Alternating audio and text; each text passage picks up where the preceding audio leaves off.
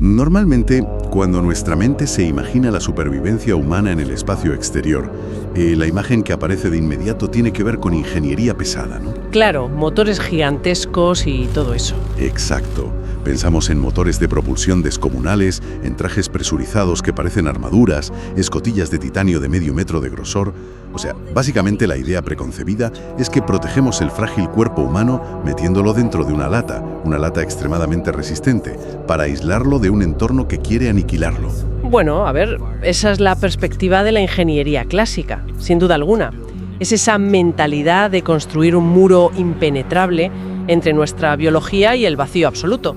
Asumimos que el cuerpo está bien como está, ¿sabes? Y que el problema es puramente externo. Ya, pero ¿qué ocurre cuando el paradigma cambia por completo? O sea, ¿qué pasa cuando el problema ya no es solamente que el exterior intenta matarte, sino que tu propio cuerpo se convierte en tu peor enemigo? Uf, ahí es donde la cosa se complica de verdad. Totalmente. Ese diseño evolutivo forjado durante millones de años en la Tierra pasa a ser el eslabón más débil. Y por eso hoy tenemos por delante una misión verdaderamente fascinante. Vamos a realizar una inmersión profunda, un análisis detallado, del capítulo 20 de la novela de ciencia ficción Insights a la zaga de un viaje apresurado, escrita por J.P. Morles. Un texto interesantísimo, la verdad. Sí, una pasada. Así que para quienes nos escuchan hoy, prepárense para cambiar el chip. Este análisis no va a centrarse en la física de los cohetes o en aerodinámica. No para nada, porque, a ver, la verdadera historia que destila este material es muchísimo más oscura y yo diría que más íntima. Es sobre el precio genético de la supervivencia. Exacto. Lo que el autor nos presenta aquí es un análisis muy crudo de los límites de la resistencia humana. Nos habla del concepto de la evolución forzada y, bueno, de los inmensos dilemas éticos que estallan en el instante en que la tecnología decide que la naturaleza ha hecho un trabajo deficiente, ¿no? Y que necesita ser reemplazada por código y algoritmos. Es un planteamiento que pone los pelos de punta, francamente.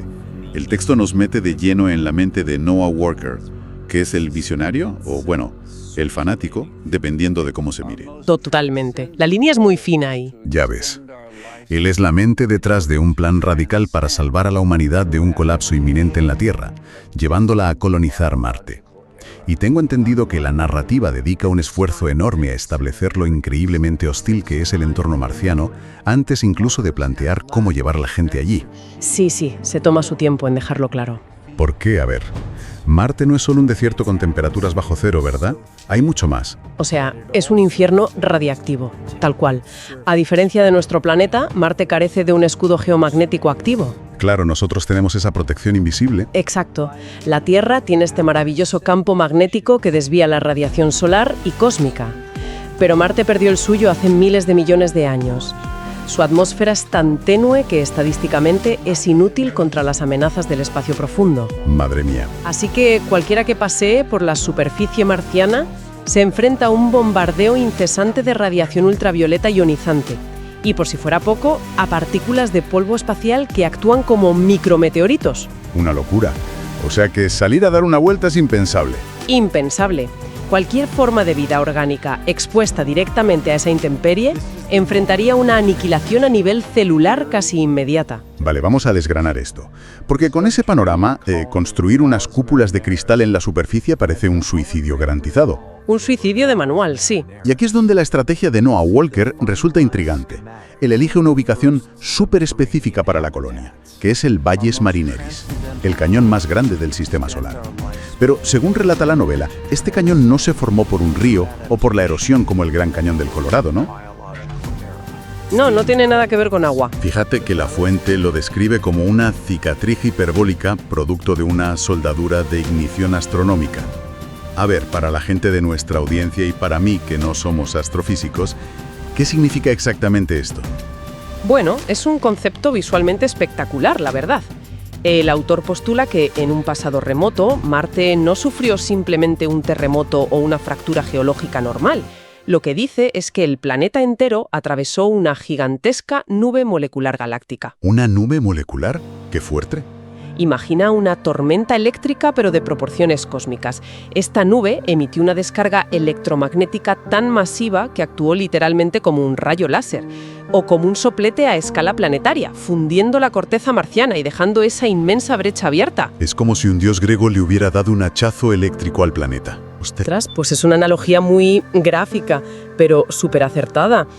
Y lo fascinante aquí es cómo ese evento tan catastrófico y violento del pasado se convierte en la única salvación viable para el futuro de la humanidad. Claro, porque es tan profundo que te esconde, ¿no? Eso es. En lo más profundo de esa grieta kilométrica, las propias paredes del cañón bloquean gran parte del cielo. Gracias a eso, la radiación ionizante se reduce apenas un 2% en comparación con las llanuras de la superficie. Un 2%. ¿Es una diferencia abismal? Es el único refugio natural que permite considerar una colonia a largo plazo en ese planeta. Pero claro, incluso estando en el fondo del cañón, siguen necesitando un techo para ese 2%. Y la solución arquitectónica que proponen es monumental. Quieren sellar la parte superior de la grieta con un parasol gigantesco compuesto por paneles de vidrio especial y óxidos metálicos. Una obra de ingeniería colosal. Tela. Aunque lo más curioso es que el propósito principal de este techo no es solamente bloquear ese 2% restante de radiación. Su función es simular ópticamente un cielo azul transparente, un cielo idéntico al de la Tierra. Sí, ese detalle es clave para entender la mentalidad de los personajes. Totalmente. Y fíjate en un detalle de la novela que me parece brillante. El autor hace un juego de palabras maravilloso con el nombre de la base. La llaman el Valle de Silicón. Pero ojo, no Silicon Valley por el silicio de los microchips, sino literalmente por la silicona, por los plásticos. Es que ese es un detalle fundamental de la trama. Le ponen ese nombre porque el diseño de la ciudad estipula que no se utilizará ni un solo miligrama de madera natural. Nada de madera. Cero. Nada. Porque, a ver, la madera requiere árboles, tierra fértil, un ciclo del agua completo, y eso es un lujo inalcanzable en el espacio. Así que absolutamente toda la colonia estará construida con polímeros sintéticos, siliconas y arena marciana fundida. Todo plástico y cristal, entonces. Sí, ensamblado por enjambres de robots impresores en 3 dimensiones, a una escala brutal. Lo cual da inicio a una nueva era geológica, según el libro.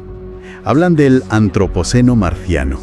Es decir, antes incluso de que un solo ser humano respire el aire de Marte, ya estamos dejando una huella de carbono sintética masiva. Una ironía tremenda. O sea, es como si estuvieran fabricando los fósiles del futuro antes de llegar. Son tecnofósiles. Y si conectamos esto con el panorama general, los propios sociólogos que trabajan en el proyecto de Walker revelan el verdadero propósito de toda esta infraestructura hipertecnológica, porque a simple vista parece solo una medida de protección, ¿verdad? Claro, para no morir achicharrados por la radiación. Exacto, pero ellos advierten que obligar a la humanidad a vivir en una cueva subterránea, por muy avanzada que sea la cueva, representa una regresión evolutiva enorme. Psicológicamente es devastador. Vale. O sea, es como si estuvieran construyendo un terrario hipertecnológico gigantesco, donde los humanos son la especie en peligro de extinción bajo la lámpara de calor. Entonces, te pregunto, todo este montaje del cielo azul falso y la ciudad amurallada, ¿hasta qué punto es para proteger el cuerpo o es más bien un inmenso truco psicológico? Es totalmente un truco psicológico. Los sociólogos enmarcan el diseño urbano bajo el concepto de una ciudad medieval asediada. Ah, qué interesante. Piensa en ello. El ser humano necesita un muro para sentir que está a salvo de los bárbaros, que en este caso es el propio vacío del espacio. Claro, el enemigo invisible ahí fuera. No es un capricho estético para nada. Es una barrera psicológica imprescindible para mantener viva la, cito textualmente, vocación mística de sobrevivir. Sin esa ilusión de normalidad y sin ese sentido de logro civilizatorio, la mente humana colapsaría bajo el peso de la claustrofobia marciana. Tiene todo el sentido. Pero a ver, toda esta superarquitectura tiene un punto ciego masivo. Puedes construir el cielo falso más perfecto del universo para engañar a la vista. Puedes crear calles de polímero que parezcan piedra de terracota. Pero no puedes engañar a la biología interna. Ah, ahí está la trampa. La biología no perdona. Exacto. Y ahí es donde la misión choca contra un muro insalvable. El simple hecho de hacer el viaje de 8 meses en el espacio y someterse a la microgravedad empieza a desmontar el cuerpo desde dentro, ¿no es así? Sí, la degradación es rapidísima y además es sistémica. El texto relata una serie de síntomas espaciales que van mucho más allá del simple mareo de los astronautas. No es solo que se mareen al flotar, claro. ¿Qué va? Hablamos de una sensación de estática permanente corriendo por el sistema nervioso. Insomnio crónico que no responde a ninguna medicación. Migrañas cegadoras, visión borrosa debido al cambio de presión de los fluidos oculares. E incluso ataques de pánico repentinos y una sudoración profusa en las manos. Madre mía, es un cuadro clínico terrorífico para un viaje tan largo. Y lo peor de todo, el equipo médico de la expedición descubre que el verdadero epicentro del desastre no está en el cerebro, donde parecen estar los síntomas, sino en el intestino. El problema es la microbiota. La flora intestinal, que hoy en día ya sabemos que es absolutamente vital. Esos billones de microorganismos que habitan en nuestro intestino, en la piel, en la boca. ¿Son fundamentales? Sí. Y claro, el material de origen detalla que la dieta que llevarán en el espacio está basada íntegramente en alimentos ultraprocesados, alimentos conservados en contenedores de plástico durante años, y eso extermina la diversidad de esa microbiota. Te la destroza por completo. Pero a ver, la duda que me surge, ¿cómo pasa a alguien de tener una mala digestión por comer comida de plástico a sufrir problemas neurológicos graves? O sea, ¿cuál es el mecanismo exacto ahí? Bueno, el mecanismo es lo que conocemos como el eje intestino-cerebro. Nuestra microbiota no solo digiere la comida, ¿vale? Actúa como una fábrica química indispensable para todo el cuerpo. Ah, o sea que fabrican cosas que necesitamos. Y dopamina, que el cerebro necesita para regular el estado de ánimo. ¡Wow! Los químicos de la felicidad, básicamente. Sí, si tú eliminas esa fábrica química al consumir una dieta estéril basada en plásticos, cortas la cadena de suministro hacia el cerebro de golpe. Y el resultado es un colapso neuroquímico brutal. ¡Qué fuerte! La novela lo describe súper poéticamente. Habla de memorias autodestructivas y pensamientos depresivos que se envuelven en densos capullos de cortisol. O sea, en resumen, la depresión masiva de los colonos no es una simple reacción psicológica a la tristeza de estar lejos de la Tierra. No es nostalgia, vaya. No, es una falla sistémica, porque físicamente se quedan sin los químicos necesarios para sentir esperanza o alegría. Vale. Y aquí es donde la cosa se pone realmente interesante. Porque quienes nos escuchan seguramente pensarán, bueno, pues el problema está clarísimo. Que carguen la nave con yogures, que lleven suplementos probióticos o que diseñen invernaderos hidropónicos en la nave. Sería lo lógico, ¿no? Solucionar la comida. Claro, parece un problema logístico, pero la reacción de Noah Walker frente a esta crisis es asombrosa. Él revisa los informes médicos y concluye que todos estos colapsos neurológicos son, y cito textualmente, datos residuales de una genealogía primate. Esa frase es tremenda. Es que Noah decide que el problema no es la comida estéril. El problema es que seguimos siendo demasiados simios. A ver, voy a hacer de abogado del diablo aquí. No es un salto narrativo y lógico tremendo culpar a nuestra biología, a nuestra evolución natural, en lugar de admitir que su misión tiene unas carencias logísticas brutales de suministro alimenticio. A ver, más que un salto lógico, es una declaración de guerra abierta contra la biología tradicional. Lo fascinante aquí es entender que la mentalidad de Noah Walker no opera bajo los parámetros médicos estándar. Ya, él va a otro nivel, parece. Totalmente. Él no busca adaptar el entorno al humano, él busca forzar al humano a encajar en su visión del futuro. Para él, la supervivencia en Marte dependerá de que cada colono esté conectado sin fisuras a un procesador cuántico central. Como una mente colmena, ¿no? Exacto. Una especie de mente colmena hipereficiente para gestionar los recursos críticos de la colonia, que van a ser muy escasos. Y desde su perspectiva tan analítica, un ataque de pánico o un episodio depresivo severo no es una enfermedad que haya que curar. ¿Y qué es entonces para él? Para él es un desvarío conductual, un error en el código de la red. Y una red informática no puede permitirse nodos inestables. Por eso, la solución no pasa por mejorar el menú de la nave. Para él el problema exige una solución que trascienda la medicina tradicional. Exige alterar la construcción química y eléctrica del cerebro para erradicar la posibilidad misma del desvío emocional. Madre mía. O sea que si la biología humana convencional fracasa en Marte y no da tiempo a que la evolución haga su trabajo durante miles de años para adaptarnos a la microgravedad, Walker decide tomar un atajo brutal. Un atajo radical y muy oscuro. Ya te digo. Y así es como entramos en el escalofriante territorio del Homo digitalis. A ver, ¿Qué es exactamente la herramienta que propone para llevar a cabo esta reescritura humana? Porque supongo que no es tomarse una pastilla. No. La pieza central de su plan es la invención de una neurona digital. Se trata de un microchip semiconductor ultramoderno que se implanta, ojo, directamente en la masa encefálica. Directamente en el cerebro. Tela. Sí, no estamos hablando de unas gafas de realidad virtual o un auricular avanzado, no. Es una interfaz física entre el tejido cerebral húmedo, el biológico, y una red de ordenadores cuánticos. A través de este chip, la inteligencia artificial de la colonia transmitirá lo que el libro llama instrucciones epigenéticas mediante frecuencias de microondas. Espera. Para que todo el mundo pueda hacerse a la idea fácilmente. La epigenética es básicamente el sistema de interruptores de nuestro ADN, ¿verdad? O sea, no cambia el código genético en sí, pero decide qué genes se encienden y cuáles se apagan, como si fuera afinar las teclas de un piano.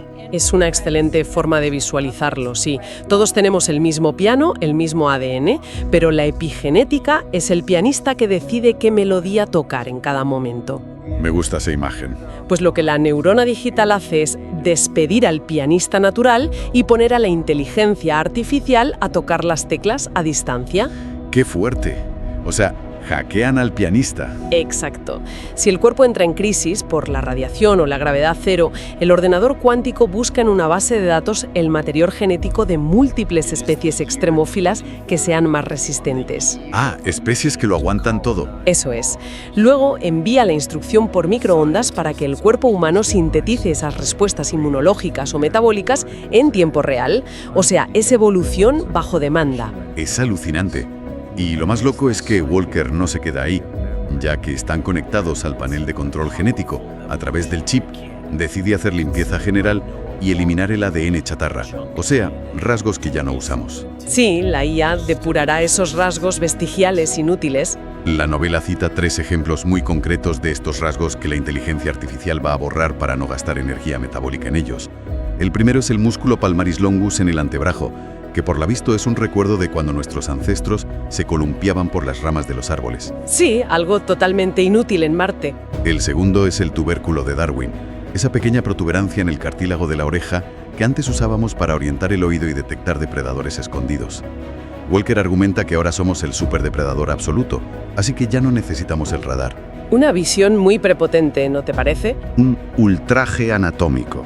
Madre mía, la forma de hablar de este personaje. Ya ves, y ordena que el nuevo sistema instigue una insurrección metabólica celular para borrarlo permanentemente desde las primeras etapas del desarrollo embrionario. Es que es borrar nuestra historia. Vale, vamos a desgranar esto un poco, porque básicamente lo que la propuesta de Walker plantea es hacerle un jailbreak masivo al genoma humano, como cuando teníamos aquellos teléfonos móviles antiguos, ¿te acuerdas? Sí, míticos. Y decidíamos hackear el sistema operativo para borrar a la fuerza todas esas aplicaciones de fábrica inútiles que no se podían desinstalar, para así tener espacio e instalar un software nuevo pirata. Es la analogía perfecta, la verdad. Pues aquí es como si nuestro cuerpo fuera ese móvil, y él borra el coxis para instalar un sistema operativo cuántico y descarga parches de anticuerpos directamente desde la nube cerebral. Pero claro, te pregunto, ¿qué implicaciones reales tiene mezclar la ciencia más puntera con este fervor casi religioso por el algoritmo de esta manera? Bueno, la implicación principal de hackear tu sistema operativo es que de forma inmediata pierdes la garantía del fabricante. Y en este caso, el fabricante es la evolución natural terrestre o un creador, dependiendo de las creencias de cada uno. Adiós a la garantía biológica, claro. Lo que relata la novela es la instauración de un dogma tecnológico absoluto, donde la innovación busca reemplazar el diseño original. Al forzar esta fusión y esta aceleración, se borra la frontera histórica entre el individuo biológico singular y la colectividad digital de la red. Ya no sabes dónde empieza uno y acaba el otro. Exacto. El resultado final, ese Homo digitalis, ya no es un organismo que respira por sí mismo. Se convierte en un cascarón biológico, una progenie sin fecha de caducidad, parasitada por el ectoplasma de un fantasma cibernético y controlado por una IA central. Ganan una resistencia física sin precedentes, sí. ¿Pero a qué precio? Al precio de vaciar de contenido la experiencia humana individual. Evidentemente. Y proponer reescribir la definición misma de lo que significa ser humano no es algo que puedas anunciar en una reunión de los lunes sin que alguien levante la mano alarmado. Desde luego que no. Alguien tiene que parar esto. Y lo irónico, y la verdad es que muy trágico en la historia, es que la resistencia más feroz al plan de Noah no viene de un comité ético externo o del gobierno, sino de su propia sangre. Todo queda en familia. Así es. En su despacho tiene lugar un enfrentamiento durísimo. Por un lado está su hermano, Charles Walker, que ejerce de administrador del consorcio, y por otro su tío y antiguo mentor, John Walker Davison, al que llaman cariñosamente el tío Johnny. Ese choque en el despacho es vital. De hecho, es el núcleo moral de toda la inmersión profunda que estamos haciendo hoy, en este análisis. Y aborda el conflicto desde dos flancos muy distintos. A ver, cuéntanos cómo ataca Charles la idea. Charles lo ataca desde la logística legal y científica. Él argumenta sobre los inmensos costes operativos y menciona el concepto legal de responsabilidad objetiva, o sea, el riesgo inaceptable de causar un daño irreversible a toda la especie por hacer pruebas genéticas. Lógico, como administrador tiene que ver los riesgos. Y para ilustrar por qué el plan de jugar con la genética es un error colosal, Charles utiliza una metáfora excepcionalmente moderna. Compara el ADN humano con la tecnología blockchain, con un libro de contabilidad digital antiguo e inmutable. Esa analogía me pareció oro puro cuando repasaba nuestras notas. Charles le explica que el genoma humano funciona exactamente como una cadena de bloques. Cada adaptación evolutiva a lo largo de millones de años es una transacción registrada, verificada y sellada en el nodo siguiente. Exacto, una tras otra. Por lo tanto, no puedes simplemente abrir el código, borrar la línea del coxis o intercalar genes de otra especie resistente sin corromper la totalidad de la cadena histórica que sostiene a la célula. Tocar un gen altera el delicado equilibrio de miles de otros sistemas interconectados. Es una defensa férrea de la complejidad biológica. Básicamente le dice, no puedes alterar la cadena sin destruir el libro entero. Sin embargo, la respuesta de Noah demuestra un nivel de soberbia que es escalofriante. ¿Qué le contesta? Noah le contesta a su hermano que si el libro de contabilidad actual no permite modificaciones, entonces simplemente escribirá un libro nuevo y lo guardará en una biblioteca nueva, ajena a la Tierra. ¡Wow! O sea, una desconexión total de la prudencia. Y justo cuando la tensión en esa oficina alcanza su punto máximo, interviene el tío Johnny, pero con la perspectiva filosófica. Él le advierte a Noah que forzar la evolución artificial de esta manera es equivalente a subirse a una cuerda en llamas, y le plantea una lección de antropología demoledora. Sí, utilizando el ejemplo de los neandertales y los Homo sapiens. El argumento del tío Johnny ataca directamente el concepto de superioridad tecnológica. Le recuerda a su sobrino que los neandertales, biológicamente hablando, estaban muchísimo mejor adaptados a las glaciaciones y a su entorno europeo que los recién llegados Homo sapiens. Sin embargo, los sapiens compensaban su fragilidad biológica con una tecnología rudimentaria superior. Armas proyectiles, herramientas y, sobre todo, una brutal capacidad para arrasar con lo distinto. Y la advertencia velada que hace aquí el tío Johnny es súper oscura. A ver, ilumínanos. Al engendrar este Homo digitalisis dotado de una conexión cuántica y libre de toda empatía residual, Noah está incubando a la especie que, inevitablemente, terminará extinguiendo a los humanos clásicos. Ostras, o sea que nosotros somos los nuevos neandertales en esta historia. Exactamente. Además, el tío incide en el inmenso peligro de la velocidad. La inteligencia y la autoconsciencia reflexiva son logros evolutivos increíblemente recientes en la historia de la vida. Obligar a la biología a dar un salto que requeriría millones de años en apenas unos meses para sobrevivir a Marte es, según el tío Johnny, una autoignición genealógica. Una autoignición, como si ardieran desde dentro. Exacto, como una estrella fugaz o un meteorito entrando en la atmósfera demasiado rápido. La fricción quemará lo esencial. Le advierte de forma muy cruda que esos cyborgs tendrán silueta humana, sí, pero estarán huecos, carecerán de libre albedrío, convertidos en meros prisioneros automatizados en un planeta desierto, hijos de la prepotencia de un solo hombre. Entonces, ¿qué significa todo esto? Tenemos por un lado a Charles advirtiendo que no puedes hackear la historia genética sin desestabilizar el sistema completo. Vale. Y el tío Johnny alertando sobre el suicidio filosófico de la especie. Si para sobrevivir a los rigores físicos de Marte decidimos arrancar de raíz nuestra autodeterminación a través de un implante neuronal, ¿hemos salvado realmente a la especie? ¿O solo hemos facilitado la creación de una especie completamente nueva que asesina a la anterior, tal como hicieron los sapiens? Es una pregunta durísima. Y la clave de esa encrucijada reside en cómo reacciona Noah Walker, porque revela la resignación helada del transhumanismo en su punto más extremo. ¿Cómo reacciona? ¿Se echa atrás? ¿Qué va? Noah absorbe todos los ataques de su familia y no lo niega en absoluto. Acepta que su descendencia serán, y usa estas palabras, prisioneros en un pozo. Madre mía. Pero desde su estoicismo pragmático, prefiere una existencia mecanizada, despojada de libre albedrío clásico, antes que dejar pasar la oportunidad de sobrevivir, antes que la extinción total. Su justificación se resume en un concepto de la novela: la mirada condiciona las posibilidades de realización. O sea que todo depende de cómo mires el problema. Exacto. Noah se niega a contemplar al ser humano actual, con sus ansiedades, sus capullos de cortisol y sus huesos vestigiales como el final del trayecto. No ve al ser humano por lo que es, lo ve por lo que puede llegar a ser. Como una herramienta transitoria. Eso es. Ve a nuestra especie como un mero vehículo de tránsito para atravesar el universo. Y si para cruzar ese abismo interplanetario hay que desmontar el motor de la consciencia individual y poner en su lugar un algoritmo cuántico, Noah considera que es un precio razonable. No le importa sacrificar el libre albedrío en el proceso. ¡Qué inmensa barbaridad de concepto! Hemos recorrido mucho terreno en este análisis, así que para la gente que nos acompaña al otro lado del audio, hagamos una recapitulación rápida de este abismo al que nos hemos asomado hoy de la mano de la ciencia ficción de Morles. Hemos empezado analizando la titánica proeza de intentar sobrevivir bajo un falso cielo de cristal rodeados de plásticos reciclados en el cañón más profundo de Marte. Que ya de por sí es un reto descomunal. Exacto. Y paso a paso hemos llegado a la perturbadora conclusión de que el mayor obstáculo para la conquista espacial no es el frío o la radiación, sino nuestra propia mente y nuestra microbiota.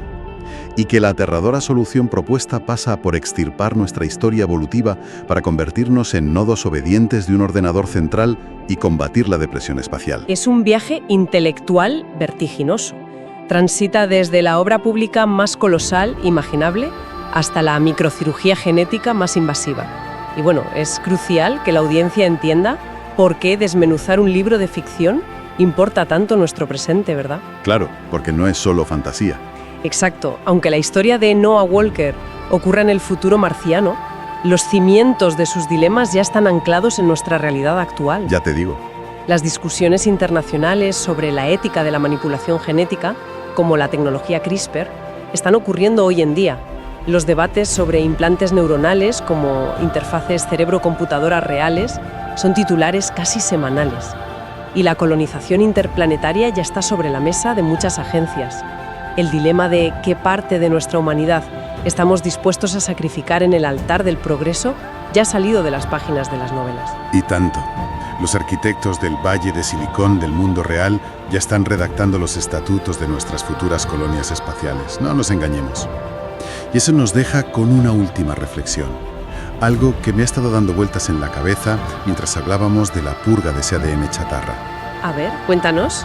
Si llega el día en que logramos conquistar las estrellas a base de fusionarnos completamente con la tecnología, si logramos despojarnos de nuestras imperfecciones biológicas, de nuestro miedo al vacío y de todo el bagaje de nuestro pasado evolutivo, cuando esa entidad cuántica y perfecta, cuando ese Homo digitalis finalmente mire hacia atrás desde la oscuridad del espacio hacia la Tierra, ¿sentirá nostalgia? ¡Uf! ¡Qué gran pregunta! ¿O habremos sido tan eficientes que habremos extirpado la capacidad de sentir añoranza, tirándola a la misma basura genética que nuestras muelas del juicio y nuestro coxis? Algo profundo para pensar la próxima vez que levantemos la vista hacia el cielo nocturno.